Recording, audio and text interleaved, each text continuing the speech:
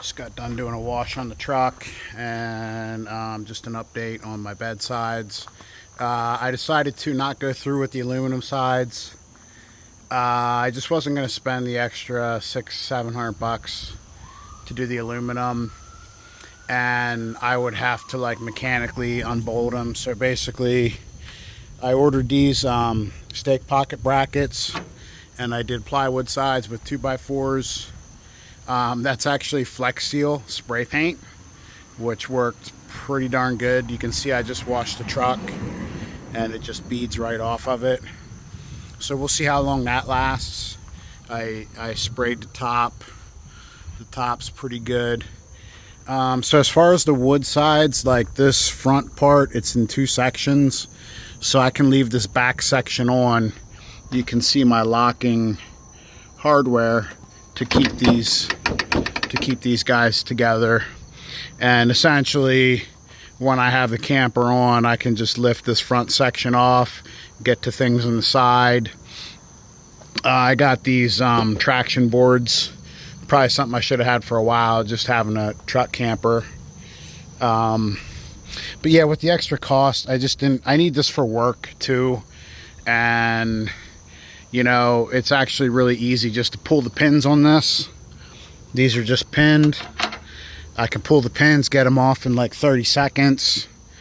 I did a little mini back tailgate, and that has the locking hardware. It just lifts up off of there. So that's my plan for now. I just kind of thought about everything and just figured I kind of like this route. I can tack more tools to it or whatever. I can easily get it on and off when we're camping. If I have to go get a skid of tile for work, I can pull these sides off. So I feel like these are more versatile.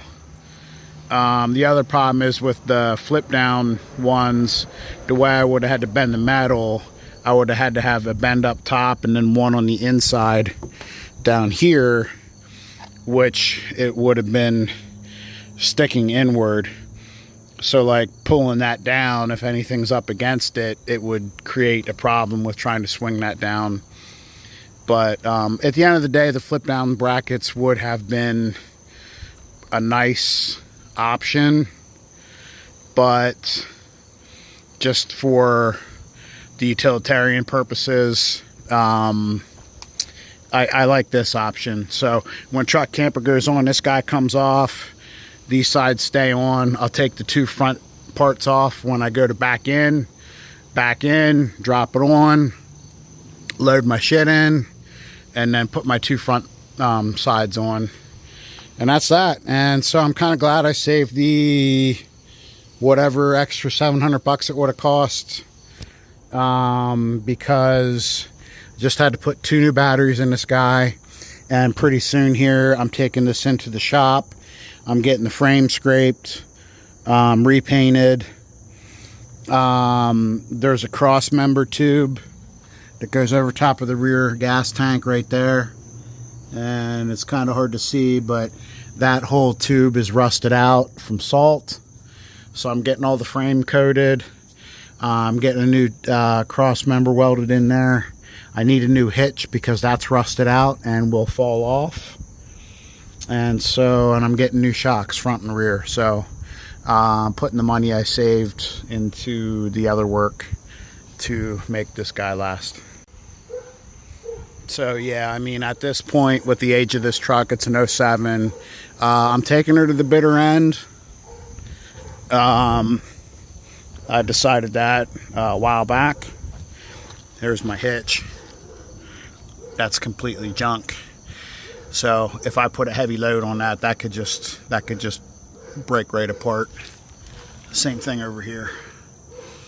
I could actually probably knock through that with a hammer. So, but for the reasons why I'm keeping this, you know, with something like that, I just decided I'm just going to do the bare minimum. I'm not going over the top with stuff. Like I said, I need this for work and play, but you know, I'm just not the type to just start blowing all kinds of extra money on stuff that's not needed. So I've put a lot of other money into this recently. New tires. Last year had brakes put on. So it's just been an ongoing process with the truck. But it beats the hell out of anything new. I am not dropping 85 grand on a diesel. So it's going to be this to the bitter end.